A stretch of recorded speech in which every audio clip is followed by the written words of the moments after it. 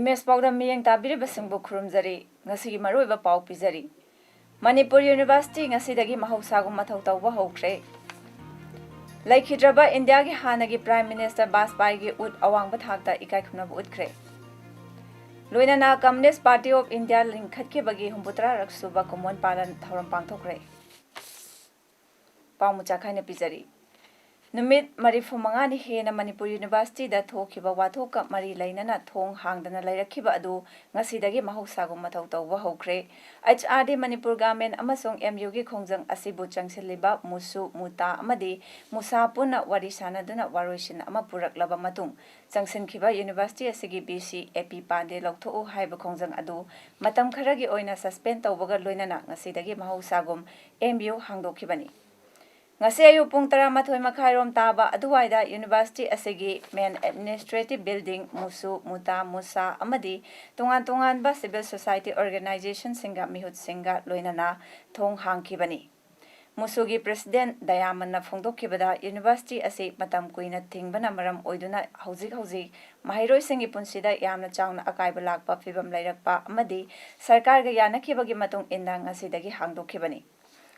Physics Department ki Professor amana phongdorakpada matam kuina strike changsilakhiba asina function tawrudraba matung asidagi mahausagum thong hangduna normal atmosphere da lakpa asida nungaiba pawi haiki Laikhidraba India gi hanagi Prime Minister Atal Bihari Vajpayee gi sanskar gi ut adu Manipur da puraktuna Governor CM BJP gi karmi singna awangba thakta aroiba ikai khumnaba utkre ngasi BJP Manipur Pradesh ki president su oiriba Rajya Sabha gi MP Khetrimayum Bhavananda Singhana luchingba team amana Laikhidraba Atal Bihari Vajpayee gi sanskar gi ut adu Delhi dagi puraktuna Imphal airport ta thunglaki BJP gi luchingba sing minister MLA sing karmi singna Imphal airport tagi rally ama laktuna nitai pat chutekta leiba BJP gi office ta mahake sanskar gi ut adu puduna thunglaki Mafam aduda Chief Minister N. Biren Singhana luchingduna Minister MLA Karmi Singhna mahaki mafamda laishu katuna ikai khumnaba utki.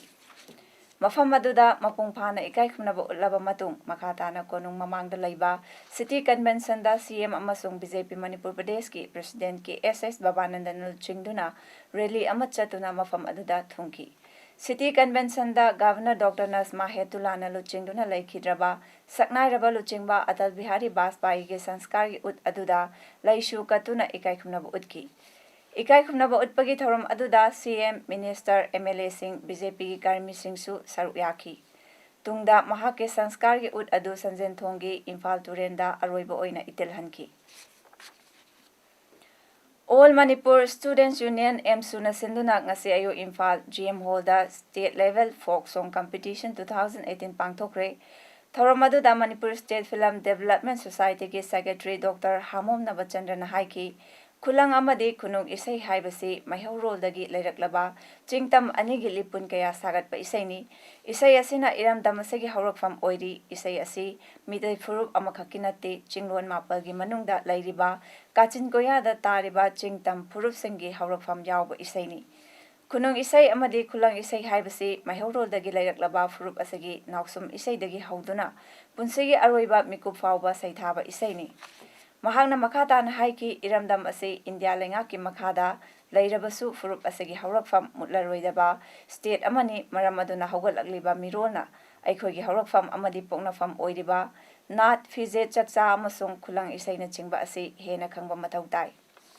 MSUgi President Manjit Sarang Temna haikibada ngasigi kunai asigi senmit loan punsiron laingak loan amadi kunai loan gi masak kaitharakliba ase Manipur kunai gi oina laibak thibani India laingak na chahi lising kaya gi mamangdagi nungsi chana na hingminaraklaba iramdam asigi kunai bu British na tambiramba machat adu makata na samthaduna aikhoi maselgi marakta khaibung tanaba thawong chathari amadi iramdam asida watho kaya lairiba ase लोइसिनबगी महुत्ता नुंसी Chanana खुंदामिनरिबा फुरुपसिंगी मरबता यंगथिननबा उच्चाइरी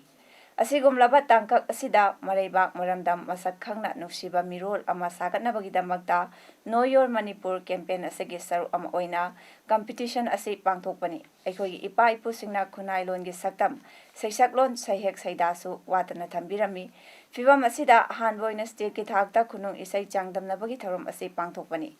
competition असिदा नुपा अमसुंग नुपी पुन्ना सैसकपा 19 ना सरुक याखी थरमदुदा Manipur university की school of humanity की former dean professor Soram Sanatombina chief guest ओइना सरुक याखी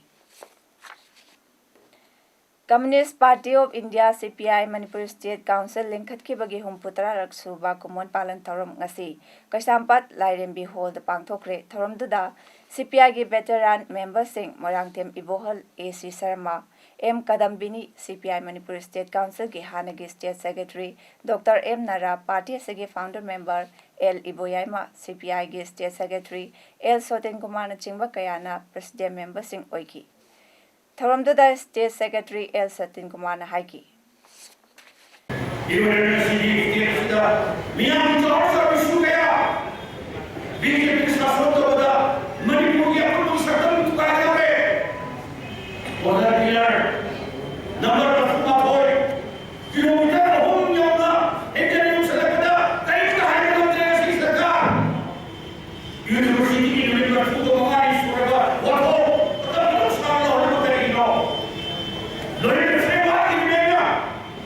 थौरमदुगा मरी लैनना Moirangthem Iboyaima Kakching Wairi ward number 13 Nongmaithem Khongnem Kakching Khullen ward number 11 अमसुंग यंखोम धनंजय कक्चिंग खुलेन वार्ड नंबर 10 मियोय अहुम असिदा कुदोल पोट पिदुना इकाई खुमनबा उत्पिरकपदा सीपीआई कक्चिंग लोकल काउंसिल की माइकेदगिसु अहल अहुमबु इकाई खुमनबु उलगली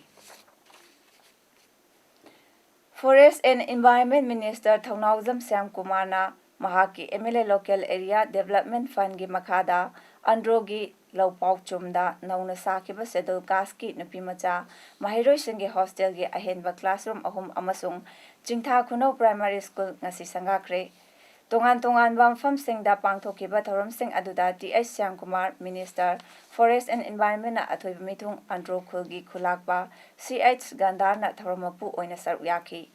ngasi संगाखिबा शेड्यूल कास्ट की नुपीमचा महिरोइसिंगी हॉस्टेल की अहेनबा क्लासरूम अहुम अदु साबदा लुपा लाख 1,53 अदुगा चिंथा खुनौ प्राइमरी स्कूल अदुना लुपा लाख 1,35 चंगना साखिबनी हाइरी थौरंगा मरी लैनना मिनिस्टरना महाई मसेल साना खोटनबा अमदी सुबा नोंबगी हैनबी लैट्रबदी मालेमगी चावखत लमजेंदा यावबा ngamloi महाई मसेलदा अहेनबा मिजेंग थमदुना तुंगी युम्बिरेल सिंह मालेमगी चावखत लमजेंदा यावनबा अमदी लमदम असिदा चावखतबा ओइननबा थबकसिंग असी पाइखतपनी हाइना फोंदोकी युम्बिरेल यामसिंग कोइ सेमबसिना प्रायोरिटी मुखै म्याम सेमद्रगदी लमदम चावखत यारोय मणिपुर चावखत यारोय भारत चावखत यारोय अमदी मालेमगी चावखत लमजेंदा कोइ मानना चमिना नमोय पादमदा सिउम्बा लैबो केसे तोंगान जगादा हाइबा स्टेट गवर्नमेंट पुथोपा खरा अदगी सेंट्रल गवर्नमेंट पिबुजु खरा अदे एमएलए दगी फंडिंग पुथो साबा अपुंग फाबा अंदरो केंद्रसी एजुकेशन सेंटर मा कोहेनगे हाइबसी केंद्रसी अलमन मयामगी अमदि केंद्रसी इमाइमेन मयामगी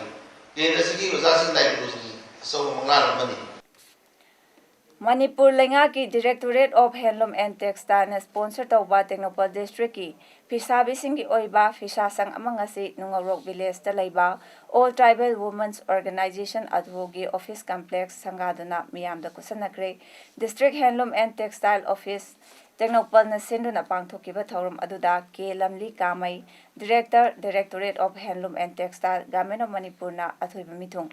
EG10 Deputy Director Handicrafts Directorate of Handloom and Textile Government of Manipur na Tharomapu amasung ke Sangam Sel Chairman Nungarok Village na akana mitung oina saruk yaki Tharomaduda athoiba mitung lengi warol piraduna Director Lamli Kamai na hai ngasi sangariba workset asi work program da haplaga sabanate landamsige miyamda darkar oiba adu yengjaraga trial basis ta kudaki oina sabani फिसाबीसिंग थबक सुफम साबा अमदी मखोई दरकार ओइबा पोटलमसिंग government पीबा हाइबसी अराइबनी तौबतबु मसिदा कयाम कुइना थबक तौगदौरी हाइबसी अचौबा वहंग अमा ओइरी ꯍꯧꯖꯤꯛꯇꯤ ꯐꯤꯁꯥꯕꯤꯁꯤꯡꯒꯤꯗꯃꯛꯇ ꯒꯚꯔꯟꯃꯦꯟꯠꯅ insurance scheme ꯀꯌꯥ ꯁꯦꯝꯂꯦ ꯃꯈꯣꯏꯗ ꯐꯤ ꯁꯥꯅꯅꯕ ꯂꯪꯁꯤꯡ ꯑꯍꯣꯡꯕ ꯃꯃꯜꯗ ꯄꯤꯕ ꯑꯃꯗꯤ ꯃꯈꯣꯏꯅ ꯁꯥꯔꯛꯄ ꯐꯤꯁꯤꯡ ꯃꯈꯣꯏꯗꯒꯤ ꯑꯃꯨꯛ ꯂꯧꯗꯨꯅ ꯌꯣꯟꯕꯤꯕꯒꯤ ꯈꯨꯗꯣꯡꯆꯥꯕ ꯀꯌꯥ ꯂꯩꯔꯦ ꯍꯥꯏꯔꯤꯕ ꯈꯨꯗꯣꯡꯆꯥꯕꯁꯤꯡ ꯑꯁꯤꯅ ꯐꯤꯁꯥꯕꯤꯁꯤꯡꯅ ꯊꯋꯥꯏ ꯌꯥꯎꯅ ꯍꯣꯠꯅꯗꯨꯅ ꯁꯤꯟꯐꯝ ꯑꯁꯤꯅ ꯍꯤꯡꯅꯅꯕꯒꯤ ꯂꯝꯕꯤ ꯑꯃ ꯁꯦꯝꯖꯕ ꯉꯝꯂꯒꯅꯤ ꯍꯥꯏꯈꯤ NCDCꯒꯤ ꯃꯈꯥꯗ ꯚꯥꯔꯠ ꯁꯔꯀꯥꯔꯒꯤ ꯁꯦꯟꯊꯪ ꯃꯈꯥꯗ ꯋꯥꯛꯁꯦꯠ ꯑꯆꯧꯕ ꯃꯅꯤꯄꯨꯔꯗ ꯌꯥꯝ ꯁꯥꯏ ꯁꯔꯀꯥꯔꯅ ꯌꯨꯝ ꯁꯥꯕ ꯑꯔꯨꯕ ꯊꯕꯛ ꯑꯃꯠꯇ ꯅꯠꯇꯦ सरकार मचा मथुम पीब कईसु अरूब थबक नते यूम साब अराइब थबकनी मचा मथुम कोन पीब कईसु लेब थबक नते कोनदुनबो हयें कोनदुनबो हजे हेक हाइकिबो कांदा असाब लेन हेरगदे हयेंग पुरप यानी तोदुमो खिल्ल कांदा कयाम Koyna सारग लेगदेगे हैबदुगी वहंगुदी अचौबो वहंग अदुमनी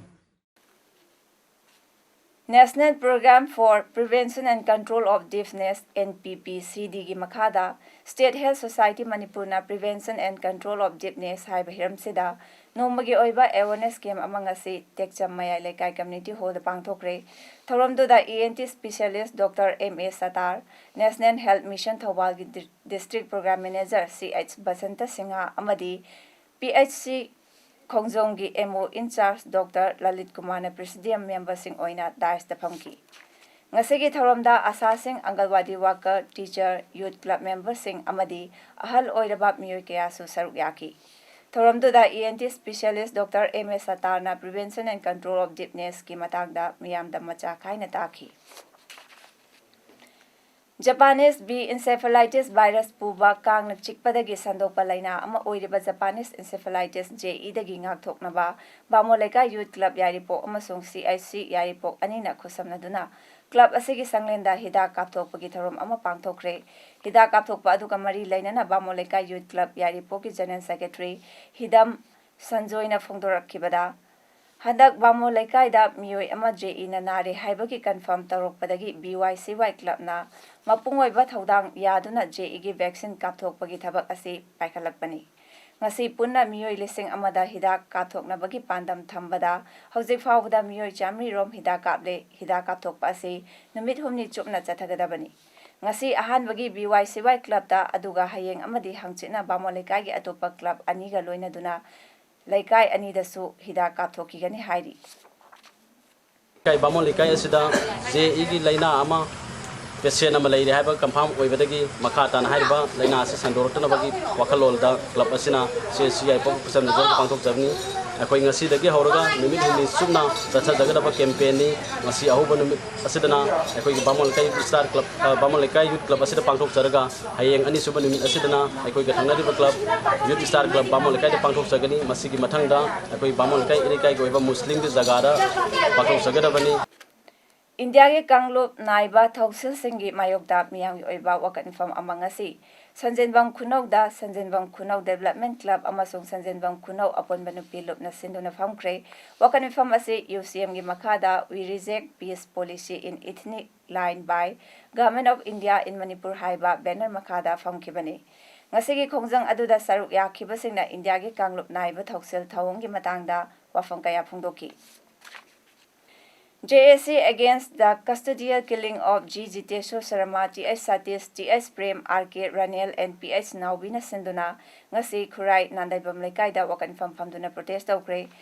Mafamdugi Maira Paivi Singna saruk yakiba wakan fam aduda 3 Corps Intelligence and Surveillance Unit CISU na hatopikhraba G. Jiteswar Sharma amadi T.S. Satish ki Hakchang Kharada Oirabasu Imumunung the Sinau, extrajudicial execution da Laikidraba, G. Jiteswar Sharma, T.S. Satish, T.S. Prem, R.K. Ranel, Amadi, P.H. Naubigi, Mihad Independent Investigation Agency, Amanatigat Halo, extrajudicial execution da Chenariba Army official sing Amadi, Makoika Loinariba sing Ahakbuchera Piu, Afaspa 1958 Lokto Haibadabi sing Tauki.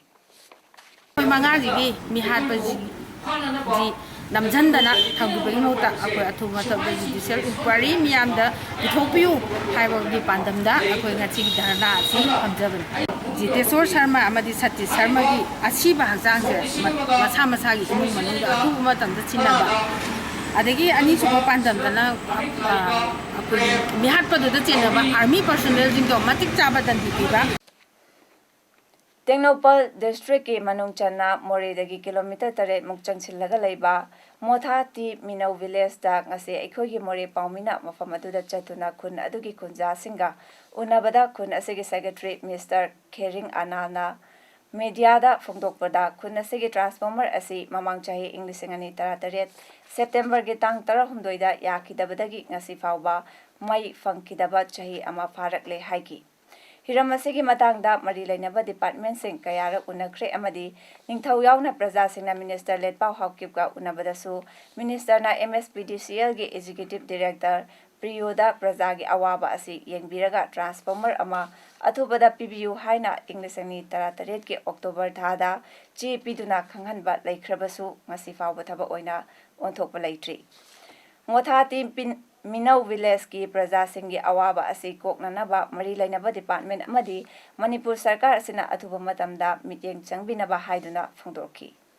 अमरोमदा हौजिक पालिबा BJP सरकार असिना English निपान की December था फावबगी मनुंगदा चिंगी मनुंग हंजिना लेबा खुलसिंगदसु मई फंगहनबा पांदम थमलबसु असी फावबदी खुन असिददी मई अवाबा मायुकना हौरी हाइकी September तांग 35 दगी हौना खोइसे माइ फंगदबसे transfer चकपदगी अखोइसे माइ सुफंग फंगदे अदुदगी अखोइ government की land लाइगी department खोइदसु अखोइना high जबदुदा अखोइ मखोइनसु येंगबिद्रे government दसु मिनिस्टर दसु अखोइना कंप्लेन तौजखरे अदु मखोइना येंगबिबा लागत्रि अदुबो हंदक से नखोइना गवर्नमेंट नखोइना मतेंग पाइ पांगबीरगा नखोइ येंगबियो हाइबसे अखोइ याम वाजरे district legal services authority Chandel के स्पॉन्सर मखादा लीगल एड क्लिनिक अतुओ ऑफिस मची ब्लॉक न सिंधुना नोमगी ओइबा लीगल अवेयरनेस प्रोग्राम अमंगसे नुंगरोक्ता लेबा अतुओ के ऑफिस ता पांगथोखरे to enhance the skill of rights and entitlements for women HYBE objective ता पांगथोखिबा ngase legal awareness program aduda atuo gi president lalam mate amadi secretary moikham ronglona thoromapu loinana legal aid clinic nungoroki panel lawyer and mohendro amadi panel lawyer y moduna resource person sing oina mathangsena entitlement and right schemes for widow amadi DVA Act 2005 ki matangda wangang laduna miyamda wakal tahanki JAC against the brutal killing of Kumari Pukri Hongbam Memi Chanu of Ikaw Bazagi President Longjam Basantan Haikre Memi Mihata Chenaba Miyosing Asigi Matakta Achumba investigation Sathabiduna case asi fast track kota Putopiu Wafamase Ngasi Manipur Press Club ta Paumishinga Unaba Amada JAC gi President Longjam Basantana Fongdokibani Basantana Makata Kibada Memigi Mihat Asigum Thawong Makatana Matungda amuk chathadana ba court na mara lairaba asibu fangsi tauna ba rai pibiu haiki asiga mai leina aikoi police na su aikoi manipur police na su sabsabu robi dana yamna phajana chujin hunjin biraga mangda hamba yabo hang biraga fast track court amada puthokpi dana athu matam da pusak phajana sina biraga mihar asiga mai leina maha asi sabsaba dandi nyam gi apamba haibu henbiu loina na miyam mamangda miyam khangna mihar pasing adubu miyam mamangda ngasi Jiribam district ki Babu Parada Mitai convention Jiribam MCJ na senduna paugi mifam ama pangthokre ngasi pangthokiba mifam aduda TH Khumba Mitai President MCJ M Hemanta Mangang General Secretary MCJ Y Ivomcha Assistant General Secretary H Doni Mitai Executive Member MCJ Amadi P Sanauton Kuman Member MC Unit Kalinagar na saruk yaduna pangthoki Mifam aduda TH Khumba Mitai President MCJ na asumna fongdoraki ngarang tang kunithoi August English ani tarani pangi ayupung nipan minute ahum adwaida Jiribam gi manung chana laiba Gwakhal amagi Borovekra sub division da Pradhan Mantri Gram Sadak Yojana PMGSY gi makhada sagatpa anauba thong adu tatpadagi thong aduda thabak suriba senmi manga khudongthiba thokhankiba asida MCJ na mifam ama famduna awawa fongdoki makhada na fongdorakibada Laibak thiba thodok asigi matangda MCJ na phongkiba mifam aduda warep khara laukiba warep sing adudi thong asi sakibada thikadar engineer amadi ASO amata yaudana akangba sinmi singna sabadagi thokiba thodokni aduna mathau masak khangdaba thikadar blacklist tawgadabani asokpa sing layingbagi matik chaba sel mateng panggadabani amadi matungda asigumba thodok thoktanaba inquiry tawgadabani hariba thabak sing asi nimit 15 gi manungda pangthoktrabadi PMGSY gi mathak thongba singda wakatpa haina MCJ na warep laure haina phongdoraki Nomagi oiba khongchata Gujarat lakliba Prime Minister Narendra Modi na thoram mayam amada saruk yakre makhoidugi manungda certificate amasung employment letter sing yenthokba development project kaya hagdokpa yauri Gandhinagar da pangthokpa Gujarat Forensic Sciences University gi convocation address piki Somnath Trust ki meeting da saruk yaki Gujarat Forensic Science University asi Forensic amasung Allied Science da kathokpa malemgi ahanba amadi amatangairaba university ni Gujarat ki Chief Minister oringaida Narendra Modi na university asi English ngani ni panda linkhatlaga mathang chahe English ngani mapandagi thabak tawba haurakibani University asi Forensic Science ki lamda advanced studies amadi research tawbagi damak malemda maming lairaba university ama oraki Ekar tara mangada saba University asi University Grant Commission na English ngani tara mathoida recognition piki India amasung mapalebaktagi mahiroi lising ani henbana tongan ba subject ni futaruk lomda University asida research tawri Megi mayai chalakbada kidney transplant ki damak laying lakkiba Finance Minister Arun Jaitley ngasidagi office kaduna mathau tawba hokre April hawgalakpadagi chahi 35 suraba Jaitley office kaba lepkhibani Prime Minister Narendra Modi na haibadagi India gi President Ramnath Kovind na Arun Jaitley da Minister of Finance and Minister of Corporate Affairs ki portfolio sing official notification thoktuna sinaki Me tara marida Jaitley renal transplant operation ama tauki mahaki ministry gi charge na Railways and Coal Minister Piyush Goyal da paihanki Dr. Singh na haibagi matung inna Jaitley pothaduna laiki adum oinama August 8 da pangthokiba Deputy Chairman khanbagi election da de Jaitley saruk yaki Aroibada maroiba paw amhuna pizari